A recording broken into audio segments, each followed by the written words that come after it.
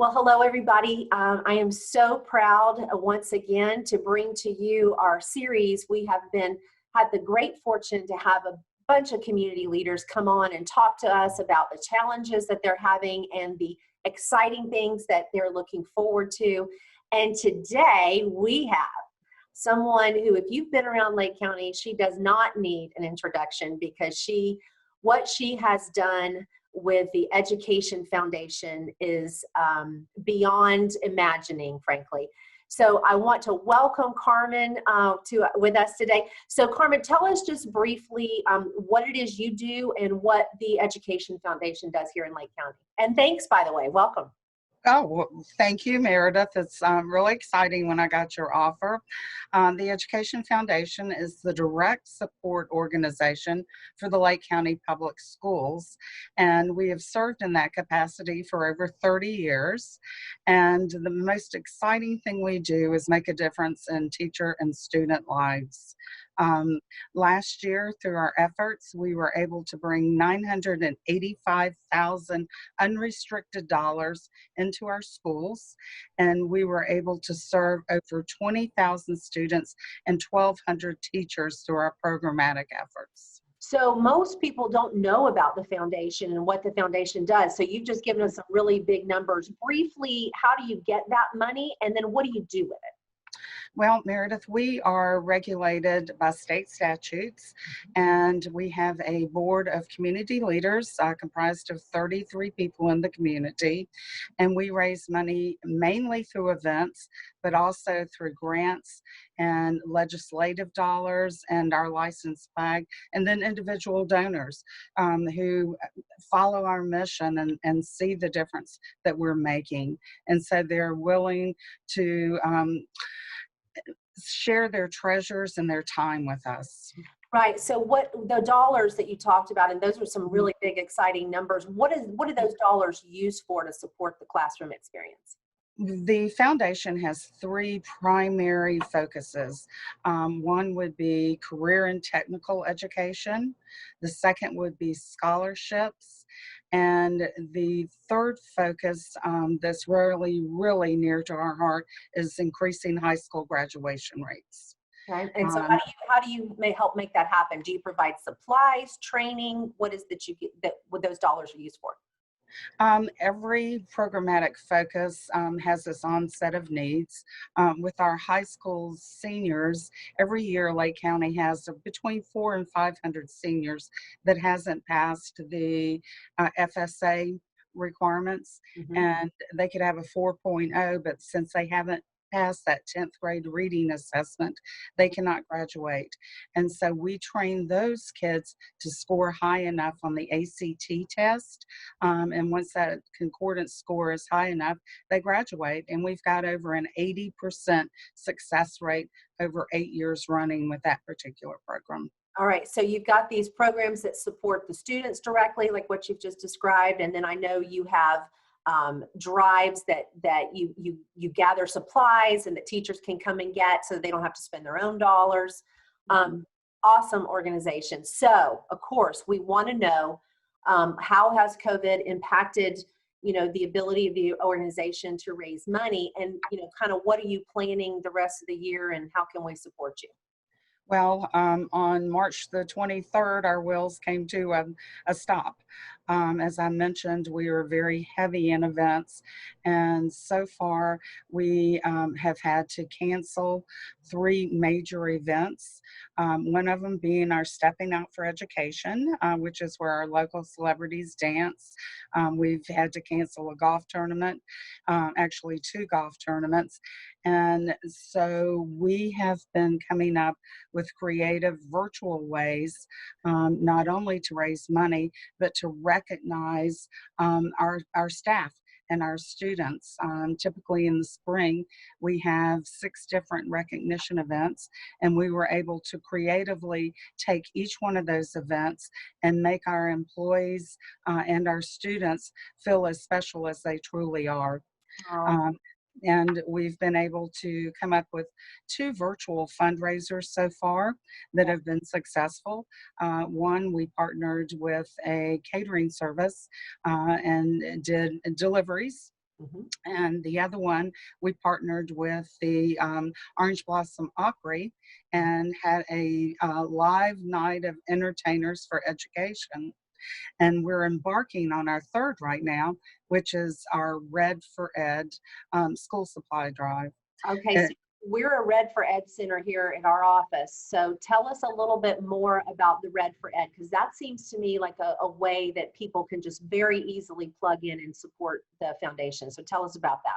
Yes. As you can see behind me, I am sitting in one of our three Apple Mart stores. They are strategically located around the county for easy accessibility to our teachers, and they are stocked full of supplies. Mhm. And the teachers can come into these stores on Wednesday and shop for free. Is a place where you can drop these supplies off. So tell us what particularly do you need right now, and what is the Red for Ed drive about? Red for Ed is collecting supplies that are truly needed in our schools for our underprivileged students as well as teachers. Mhm. This year, there's been speculation that things might be changing in the fall and the need won't be there. But we saw from the spring when our schools shut down that there was a greater need than ever for the supplies that are stocked in these stores. Okay, so that's important because I think a lot of people would assume, well, the teachers don't need support because they're not going to be in the classroom. So what specifically can people give that could be supportive this fall as they're heading into to school again? We're anticipating, there was an 8-hour school board meeting yesterday, and parents will have four options on the table at this point. And one of those options is the traditional schools. And right now, out of the parent intent forms that have come back in, 50% of those parents intend to send their children back to a brick and mortar school. Mhm. CDC guidelines will no longer allow sharing of supplies. So, where you might have had 10 packs of crayons in a classroom, now you have to have 22 or however many students are in there because there is no longer sharing. Every child will have to have this complete set of supplies. So this is huge. This tells me, even though our classroom size might be reduced, that the need for these extra supplies are going to be even greater. Even greater. Okay. And that doesn't diminish the fact that even if the parent elects to put their child in a virtual school setting, those supplies are still going to be needed. And we, in the fall or in the spring, came up with a distribution plan for those parents with the virtual learning and the distance learning so that they could pick up the supplies at the school and have them readily available. Okay. And then we have teachers. And teachers are no longer in their classrooms. They have to set up home offices. Mhm. And so there's no sharing of supplies in those home offices or resources. So Okay, the so this is big. And I the think need that is this is huge. not on top. I'm so glad you were able to share this today because I think that most people would think, oh, there's no big need for school supplies if half the people are going to be home. But I'm hearing it's maybe even greater. So is there something specific that you need that you find that or give us an idea of what would be the most appreciated that people could donate? Your basic school supplies are always in demand. We find a high demand for copy paper. Mm, That is absolute gold to the teachers.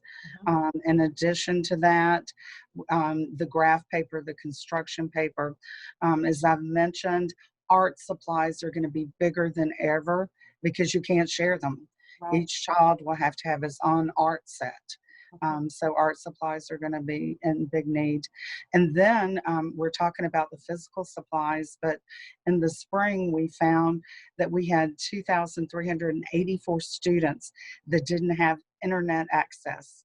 The foundation was able to secure donations to purchase hotspots and put those in the homes.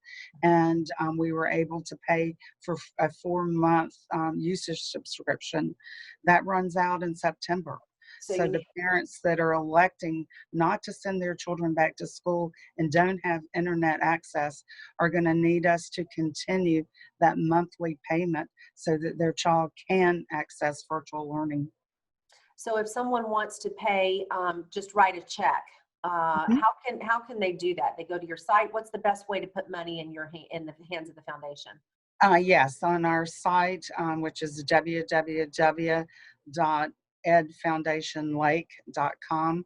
There is a donate button up at the top, and there's a place that the donor can designate where they would like to see their donations go. And then as Red for Ed supplies, there's an e-commerce page so that the donor can actually go into that section and buy 12 pencils and 13 packs of crayons and 6 things of copy paper and save themselves a trip to the store. Okay, and those, if they do that, how do we know that those resources are going to go for the Lake County schools? Is that only for Lake County, this Red for Ed site that you're talking about, or do we have to choose where to go?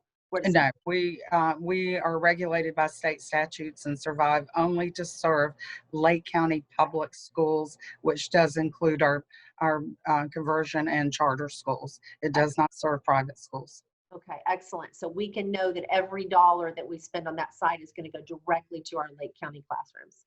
Yes. Well, I can't tell you how much I appreciate you taking the time to do this. I am not surprised that you guys are pivoting as well as you're doing and adapting to this changing circumstance. I have to tell you, Ms. Carman, from you, I would not expect anything but that. But I think this is important news that you shared about the need going forward. Because I think, wrongly, a lot of people are assuming, well, how much support could the school be really needing right now if people aren't going to be in the classroom? But I think you've really highlighted that need is still there and maybe even greater. So Meredith, I've been in this position for 16 years, and I have never seen the desperation and the need that I'm seeing this year. And the fear. And at a time when we don't have our usual ability to raise the funds in the traditional way we've done. So it makes that donor contribution on the website that much more important. Yes. Well, I'm going to be spreading the word to everybody that I know. And I hope that anybody watching this right now, please share it on Facebook and make a comment to watch below about how we can support our schools going into this unprecedented school year, unprecedented for everybody. So if you're watching this, please take the moment now and hit that share button, let everybody that you know. So tell us again, Carman, the websites that people can go to. Say it one more time. www.edfoundationlake.com. Okay, and that's the same for the Red for Ed site? Yes, the Red for Ed is directly at the top of our page. Okay, wonderful. And if people have any questions and they want to get in touch with you, is there a way to do that, Carman? Yes, if my email address and telephone number are on the site. Okay, great. So I know that you'd be happy to field any questions or any ideas somebody might have about how to raise some more money. Oh, yes. Well, maybe next year we'll be dancing again, and I could dance this time. I danced at the New Beginnings one in the fall, made a complete and total fool of myself, but had a good time. So I'm hoping, I know all of us are hoping that we can get back to normal. But until then, guys, it's never been so important that we all pull together. And this is an important way that you can support our kids going into what's for them going to be. We tend to focus on the disruption in our own lives as parents. And I think we lose sight of the disruption emotionally that these kids are going to have. And that's what I know our teachers are going to be worried about. So anything we can do to support our teachers, it's just, like you said, it's never been more important. And it breaks my heart to hear you say you've never seen such need, but I'm not surprised. So thank you for all that you do. And to everyone who's currently on the board, I've had the privilege of serving that organization, and it is the top notch. Every dollar that you spend, you can have confidence that it's going to go exactly where it needs to go. This is an organization you can support, not have to worry about crazy overhead expenses and all of that. This is legit, and they need help. So if you can't go buy the supplies and drop them off at a location like my office, she's just told you how exactly you can just click a button and make a donation. Every dollar counts. So please share this. And Carman, thank you. Thank you. If you don't mind, we'll probably be checking in with you later in the fall to see how things are going. That'd be wonderful. And see what else we can do to help you. So thank you for all you do. Thank you for spending your life just trying to help others. We're very blessed to have you, and it's a privilege for me to call you my friend. Thank you, Meredith. All right, we'll see you soon. Again, don't forget to hit the share button and let everybody that you know, if you're watching this, take a moment, share it, let everybody you know how much support the foundation needs to support our educators and our students.